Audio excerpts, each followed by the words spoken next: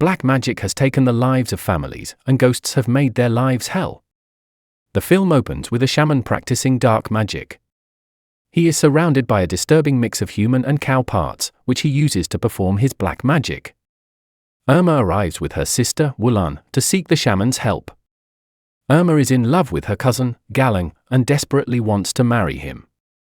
However, Galang's family has refused their union, and Irma is now being pressured into marrying someone else.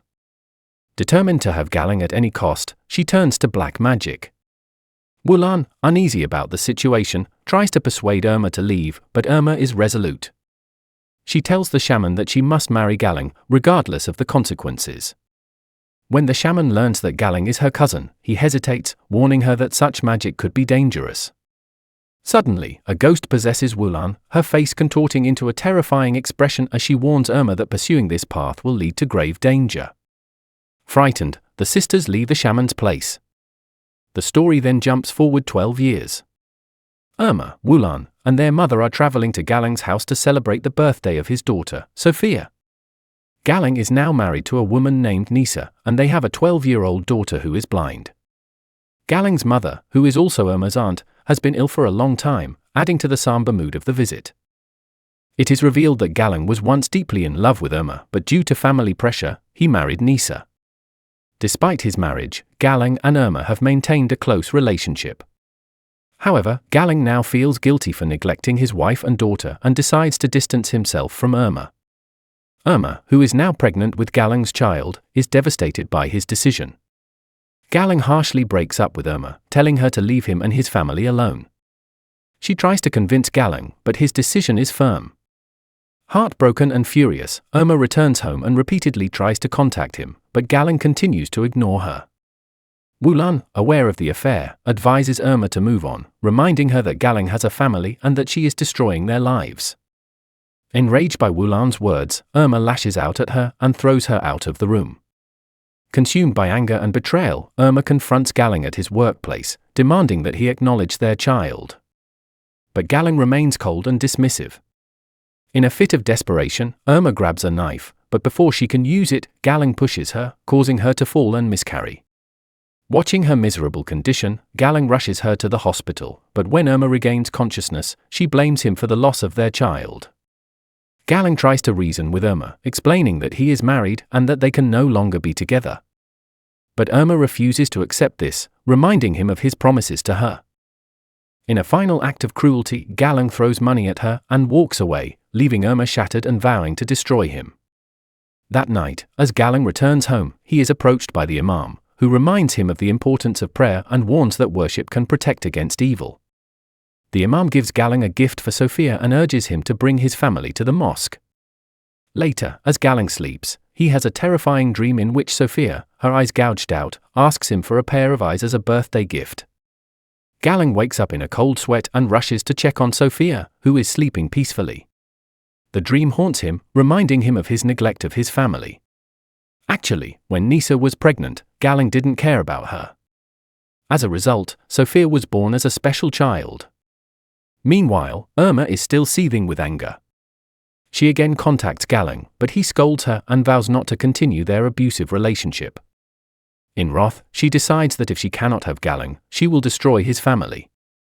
She returns to the shaman, this time determined to use black magic to win Galang back.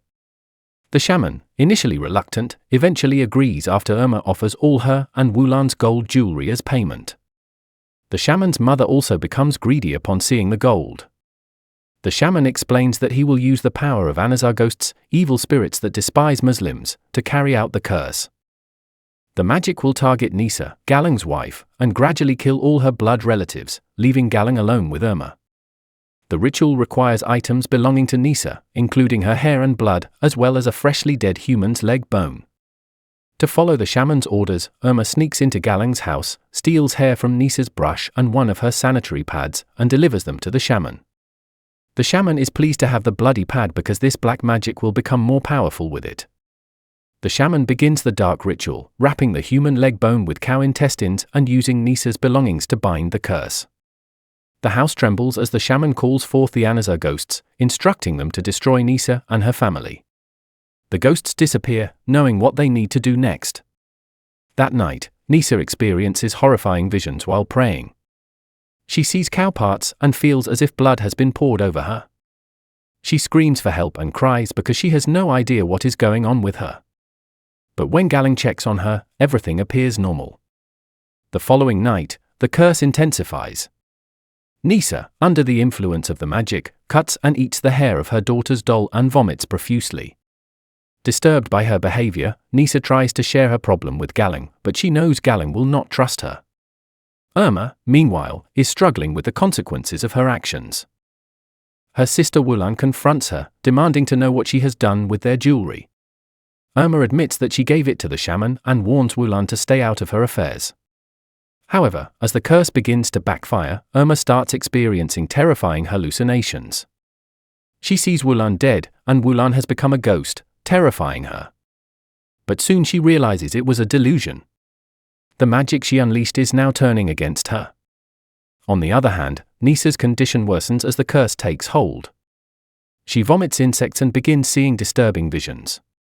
Desperate for help, she decides to seek out the imam, but when she tries to show him the insects, they have mysteriously disappeared. For a short while, Nisa is possessed by a ghost and dares to kill her mother-in-law, but she regains her senses and apologizes for her evil action. After some time, Galang's mother, who could barely walk before, suddenly appears in the kitchen and pours a pot of boiling food over herself. She dies shortly after, covered in horrific burns. At the funeral, Nisa loses control and, possessed by the evil spirits, throws Galang's mother's body across the room.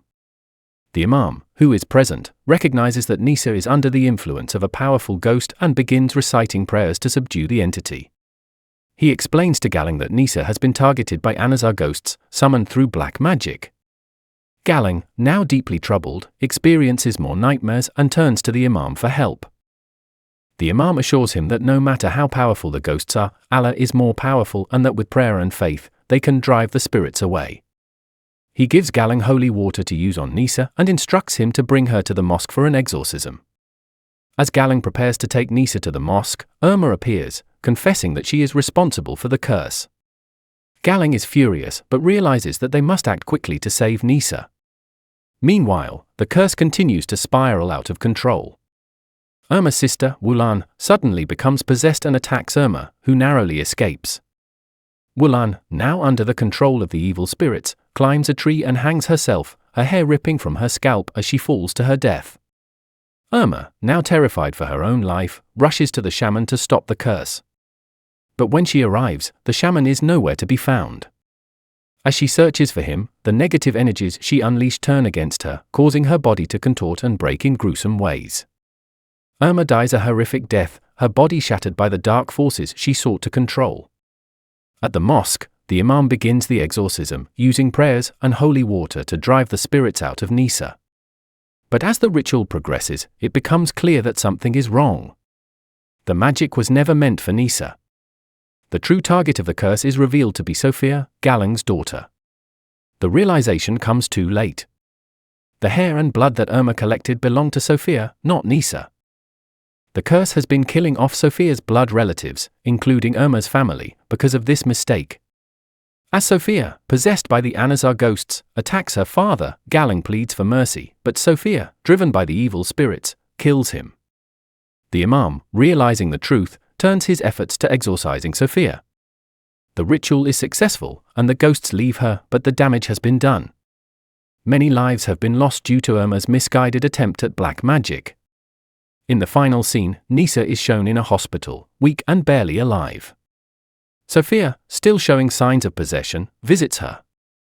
The haunting expression on Sofia's face suggests that the curse has not entirely left her and that Nisa, her last remaining blood relative, may be the next victim. The story ends with a chilling sense of foreboding, as the cycle of dark magic and vengeance seems far from over. If you like this movie, then don't forget to subscribe the channel.